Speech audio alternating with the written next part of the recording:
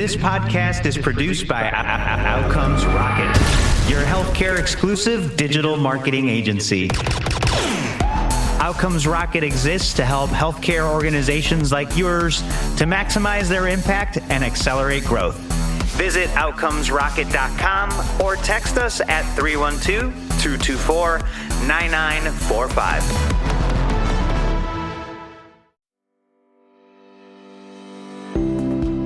All right, everybody, welcome back to the Outcomes Rocket. I'm so excited that you tuned in to another amazing episode because today I have the chance to have Dave Chase back on the podcast. Dave, so glad that you jumped back on. It's been a while. Yeah, looking forward to the chat. Real honor. I'm looking forward to it as well. And for those of you that don't know, Dave Chase is the founder of Health Rosetta, which has helped thousands of employers covering 5+ million Americans achieve 20 to 50% healthcare cost reductions while improving outcomes. This is a huge thing in our country. We're overspending on healthcare, especially employers. So Dave's one of my favorite people in the space and one of the ones that I know is making the biggest impact. In 2024, his team launched Nautilus Health Institute, where Dave is board president, with $4 million in open source intellectual property, creating standardized contracting templates, which we're going to cover in today's podcast, and a data infrastructure that established new market norms in healthcare. His work has reached over 10 million people. As I said, his impact's big. And he actually also earned the World Healthcare Congress's Lifetime Achievement Award in Health Benefits Innovation, which we all know we need more of that. So Dave, thank you so much for being back with us. Yeah, no, it's overdue and looking forward to the chat for sure. There's some significant things going on, and I know you talk to a lot of health tech people, so I think they'll be particularly interested in some of what we're doing. Yeah, for sure, Dave. So look, let's get right into it. You just gifted $4 million worth of intellectual property to create Nautilus Health Institute. What drove you to essentially give away everything that made Health Rosetta successful? We come out of the tech background, so that certainly informs us. And we learned something pretty fundamental. You can't fix a broken system by keeping solutions proprietary. And it's always about growing the pie. When healthcare's core problem is architectural, it's not clinical. We got great docs, we got great nurses. But the infrastructure layer that really governs healthcare, it's controlled by a limited number of players. It's back in the old days, IBM controlled everything. And if we were getting incredible results, that would be fine. But unfortunately, we have incredible amounts of unnecessary, avoidable complexity and just outright waste. We waste more dollars in the US healthcare system than the entire Russian economy, and that's gross. So as much as we're having success with Health Rosetta, which is a public benefit corporation, we knew it had to be bigger. And so by open sourcing kind of these proven blueprints, like we went from when we started, there were 5 successes for employers around the country. Now we've got thousands. Certainly tech understands a platform play. And so instead of us being the only ones who can implement these solutions, we're enabling as many organizations, hopefully thousands of developers, consultants, and organizations to build on top of this platform. There's both the contractual platform, this kind of invisible layer that nobody really thinks about. But as I learned, there's no accidents in healthcare. Every dysfunction I've ever seen in healthcare, it's all codified in these agreements. And so we rewrote them all. That's what's allowed us to have success all over the country, large and small employers, public and private, where others had really struggled. And it's that network effect that can compete with entrenched incumbents who have, frankly, regulatory capture. And so you have to do something pretty radically different. So that's been the thought process. I like it a lot, Dave. And so the idea that we're talking about here is you and Health Rosetta have helped many employers. The success has left clues in the contracts. You're open sourcing this, so now people could develop products on top of it. Like they could develop solutions on top of it. They could help themselves with it. You're making it available. You're licensing it. And likely also a data play, right? Like you get the data. Yeah. So it's basically, there's the contracts, procurement methodologies. That open source is like Wikipedia open source. It's not tech.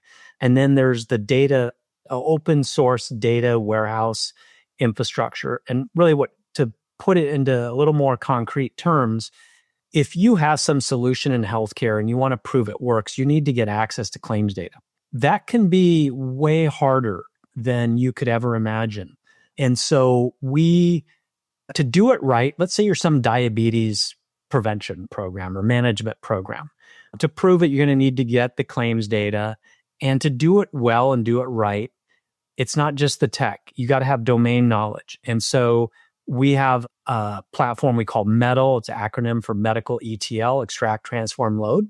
And to do it right, you're probably in at least 2 million, probably 3 million to do that for something that doesn't differentiate. And so that's what we made available. And so we've been basically in a limited beta. We're staffing up the nonprofit. We've just done this as a side project. And so we got 7 companies in production. There's like 20 in evaluation. And we just launched it in basically the beginning of Q4 2024. So getting great response. It's incredibly helpful. The old saying, you can't manage what you can't measure, really applies here. Yeah, no, thanks for differentiating. So on the one hand, the Wikipedia style contracts, on the other hand, the claims data, putting them together to get the end goal there. I want to touch on Mark Cuban. So Mark is joining this open source revolution by releasing hospital contracts. How did this collaboration come about, and what does it mean for healthcare transparency? Yeah, Mark's got a great platform, and I think it's something crucial with a platform. And he's, like us, approaching healthcare like a tech disruptor, which he's been. And that is crucial because industry insiders approach things differently. It's more of a scarcity mindset. And when you look at like cost plus drugs, they've been building a transparent pricing model there. And they really wanted to do the same thing that we discovered, that you have to control the contracts to govern the money flow, but they know that its collective action is really powerful. And so they're an employer too, of course. And sort of everybody is in the healthcare business as an employer in the US, whether they want to be or not. And he's like, gosh, we could get much better contracts. Once he looked into how badly they were overpaying as an employer and how rife the conflicts of interest, and his team, we got connected. We had folks shared in the community, and they needed to select a third-party administrator. That's who's processing the claims. And they're like, hey, you should talk to these Health Rosetta guys. And we're like, hey, we're actually going to open source this. So even before we released it at last Rosetta Fest, which is our annual gathering, they got to look at it, provided feedback. And it's just really a nice interplay between our organizations because we can have this interoperable ecosystem. Everybody adds in. And that's the thing that we found out is maybe paradoxically for traditional healthcare thinkers, the most proven, smartest folks who've had success for usually decades, they are so busy and they are also so frustrated that not everybody else is doing it. They realize if they pour their intellectual property into this open source nonprofit, not any different than Linux, WordPress, and we organize it, make sense out of it, and make it broadly available, rather than being the nice guys when people come and like, hey, how do you procure drugs smart? They're like, go over there. I've poured all my intellectual property over there and our contracts. And it's like the old, I think it's Bill Joy's like, no matter what organization you're in, all the smartest people are outside your organization. And that's created this, we thought that would happen if we took a countercultural approach. It absolutely happened. And Mark's team's a great example. Mark's a smart guy for sure, but he's got really good people on his team. And they said, hey, we're going to do the hospital contracts. Great. We haven't gotten to that yet. You guys tackle that. We're doing a mix of creation and curation. We're not going to reinvent the wheel if something's good there. And we do have a lot of people in our community who've done direct contracting. And that's where initially our exchange just started with emails flying back and forth. It's like, hey, we want to do this. They're like, well, here's a blind spot. Didn't think about that. And he's a quick study and his team's a quick study. And so it's just nice back and forth there.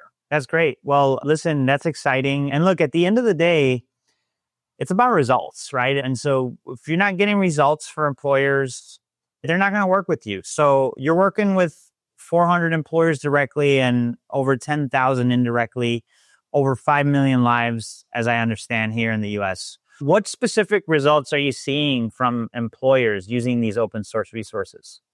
Yeah, I mean, as you mentioned at the outset, we regularly, like the worst result, if you want to call that, is a 20% reduction in absolute spending. Crazy. We see up to That's the worst. That's the worst. And this is when benefits get better. This isn't just putting on the backs of people who can't afford it. Yeah. That's the paradox here. The more you pursue quality, and there's data around that, you get the cost savings for free. And one of the things that we also observed here is that a lot of what healthcare has done traditionally is drives down the healthcare road looking in the rearview mirror, aka claims. Those were important. That gives you some important history. Obviously, we're focused in on that piece of it.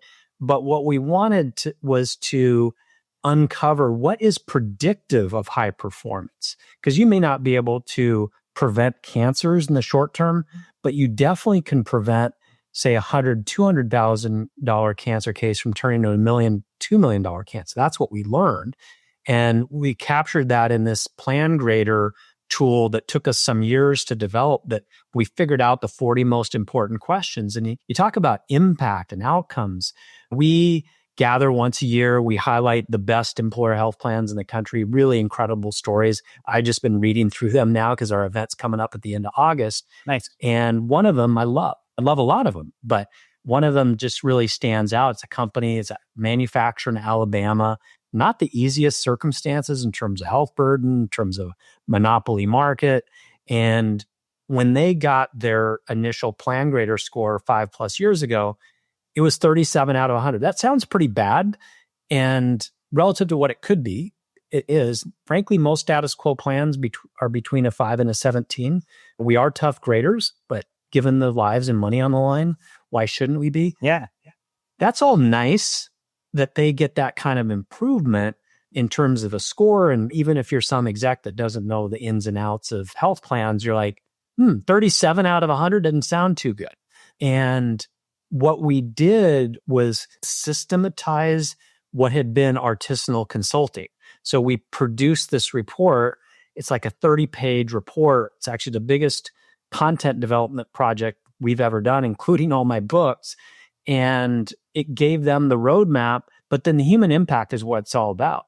While everybody else continues to see 10, 20, 30% year over year increases in premiums, they've been flat for over 5 years. Nice. While they've added great primary care, while they've added great musculoskeletal, and they've used the savings, we call it the Health Rosetta dividend, to fund college scholarships for their employees' kids, for summer enrichment programs. I just was with their head of HR last week at an event, and he's like, we found out that 300 of our retirees don't have a primary care medical home.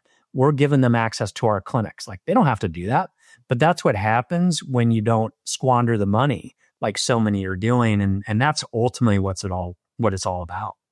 That's awesome. And look, the opportunity for many people are out there. And what usually holds people back, Dave? Because there's a lot of people that are stuck in their ways. How do we break people loose? Yeah. It is easy to give an unlimited corporate credit card to the carriers and the rest of the industry.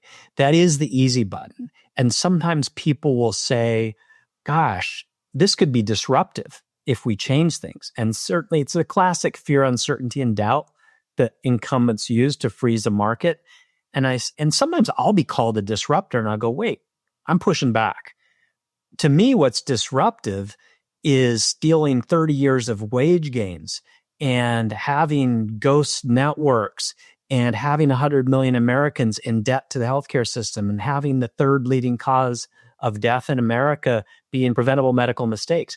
That's what's disruptive. This is really just restoring sanity and humanity to it. By far, the biggest obstacle, though, is that mindset. They're like, oh, solving healthcare, it's like trying to solve Middle East peace. Like, we'd like that solved too, but it seems like it's out of our control and maybe hopeless. And once you get over that, and the best thing, that's one of the reasons we give out these awards, is people like, oh my gosh, I'm a county, they're a county. I'm a manufacturer, they're a county, or they're my community, or I'm the similar size to them, and all these things that they thought weren't possible. Like, oh, it's only if you're a giant employer that you can do these things. And it is always funny because if you look at a lot of the failed efforts, like there was the Haven thing with JP Morgan and Amazon, Berkshire Hathaway, and like these otherwise very smart people who've read Clay Christensen's work, like they forget disruptive innovation doesn't come from the big guys down. It always comes from the underserved market up. And that's where 2/3 of employment is employers that have less than 10,000 employees. And so that's really been where the game change has been. And again, people know, oh, you're too small to do this. Like total BS, but people believe that. And so the best thing is just people seeing it with their own eyes and seeing these stories and like, don't believe us. Go talk to Russell Dubose at Pfeiffer. Go talk to Ashley Bacot at Rosen Hotels that's done this for 30 years. In fact, go visit their site. They'd be happy to show you what they're doing. And that's the thing where when we launched, it was almost 8 years ago. And gosh, if somebody said what I was saying then, hey, we're going to tackle healthcare, we can do it. I'm like, great, go do it. Call me back in 5 years. Good luck, sucker. And so we pretty much just kept our heads down and said, if we can do it thousands of times in every corner of the country, you can't get lucky for 5 years and thousands of times all over, right? Totally. People start to believe it. And that's where we're seeing a real pivot in the market. And this is an industry, if you look at this as a new economy in healthcare, this is an industry that's already bigger than US video game sales or the textile industry. It's of course not big compared to 5 trillion, but every big market started small. And the law of the exponentials, things grow. And so it's a real market. Millions and millions of lives are. And Dave, when you say this market, what market are you talking about? It's really working outside of the traditional carrier contract models. Got it. Yep. Okay. So there's a lot of independent. What do you call this market? What do you call this market? Like, do you have a name for it? Yeah, I do. I call it the healthcare ownership economy. I think we are renting a sick care, like we're renters in a sick care economy. And this is about taking ownership of it and not just being a victim and kind of, you think about kind of renter mentality. Well, there's a leak in the house. That's somebody else's problem. Versus when it's your own place, you're like, oh man, I got to figure out that leak. In this case, it's leaking. Basically, the last 30 years of wage gains for the working and middle class disappeared from working Americans. Yeah. And that's a giant leak. Hey, that's the name of your book, isn't it? Healthcare Ownership Economy, or is that a different title? No, the last book was Relocalizing Health, and the subtitles, The Future of Health is Local, Open, and Independent. But it's a term. Okay. It's something you hear sometimes in the cooperative space. They'll call that the artificial contract. Yeah, got it. No, super fascinating, man. I love it. And look, let's get back to the contracts for a second here. So you mentioned like some critical contracts, TPAs, PBMs, hospital contracts, 3 of the most important in healthcare. Why these 3? And how do bad contracts hurt employers and patients? Yeah, it's crazy. Like there's some lawsuits out there, like against JP Morgan, Wells Fargo, Johnson & Johnson. So you can read these complaints. It wasn't a surprise to us, but you have these incredibly unfair contracts, block data flow, block the ability to see anything, and create essentially hidden revenue streams. Last count, PBMs, these pharmacy benefit managers, normal humans ever heard of them? They have 40 different revenue streams. Most employers think there's 1 or 2 of them. And there's all kinds of perverse incentives. And so if you look at these, like what's the upshot? What does it actually mean for the average Joe and the company?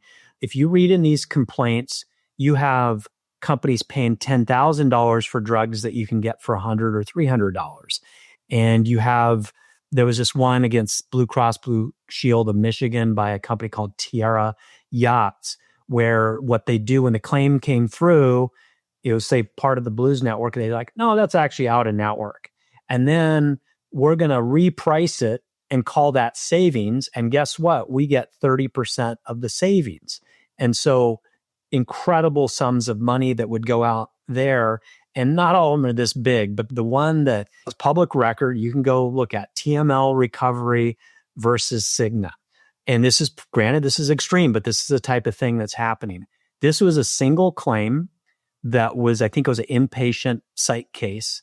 And the billed charges were $998,000. And so we'll put aside for the moment whether all those charges were legitimate. We regularly see that half the charges out of big hospital bills are not legitimate, but let's just put that aside for the moment. Cigna said, no, actually the billed charges are $11 million. And we knocked it down to $4 million. So we saved $7 million. And guess what? We and MultiPlan get to share on that savings. So Cigna got $2.5 million. MultiPlan got $670,000. The employer paid $4 million, and the provider got about $870,000. Like, again, that's an extreme example, but that's the type of thing, these sort of faux savings and percentage of savings. And if you don't get access to the claims data, you can't see these shenanigans going on. And those are the types of things that it's just, if you pay attention, you get access to the data. And that's, again, goes back to why we open source this. The single most predictive thing of whether an employee health plan or union health plan has its act together is, do they get complete unfettered access to their claims data, which is their legal responsibility. That's a whole other thing about like what regulates employer health plans. That is their legal responsibility.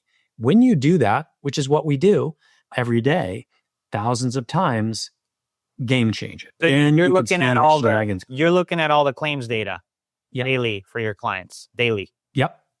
Do it prospectively, right? Oh, where are people going? Maybe we should guide some care to the highest quality folks and higher value places. But then once it's happened, you intervene, like maybe a hospitalization is going on ongoing. And like, what's going on here? We need to track that. And so all, of course, within HIPAA constraints, all that.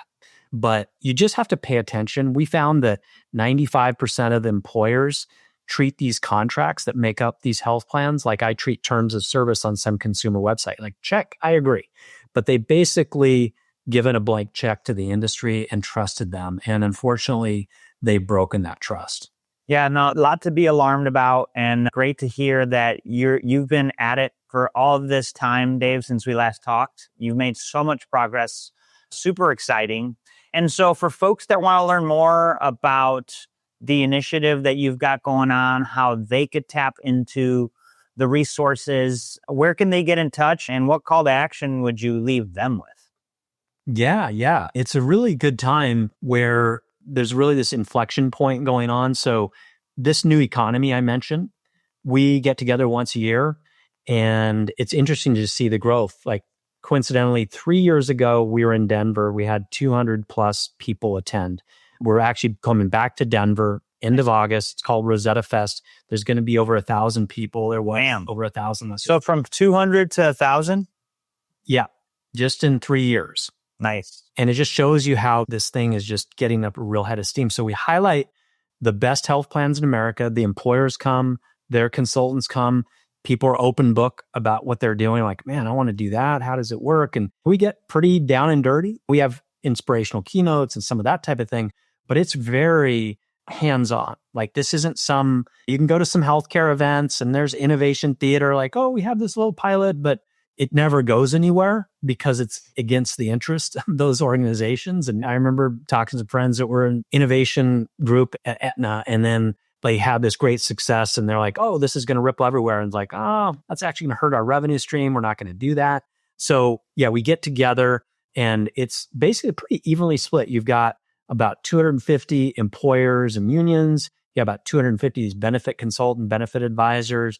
You got about 250 clinicians, these kind of direct care, primary care, direct specialty care, another 250 of the solution and tech companies. So it's we cut across the industry silos that way. I love it, man. Well, for folks that want to learn more, where's the best place, Dave?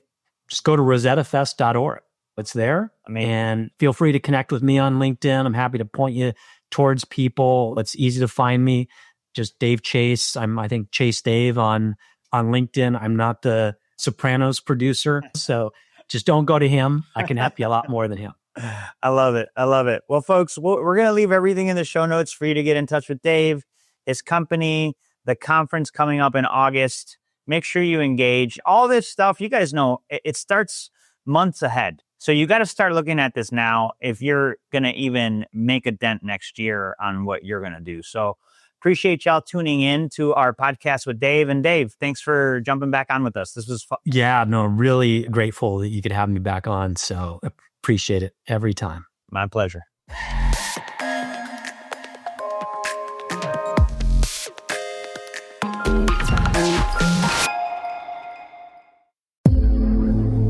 This podcast is produced by Outcomes Rocket, your healthcare exclusive digital marketing agency. Outcomes Rocket exists to help healthcare organizations like yours to maximize their impact and accelerate growth. Visit outcomesrocket.com or text us at 312-224-9945.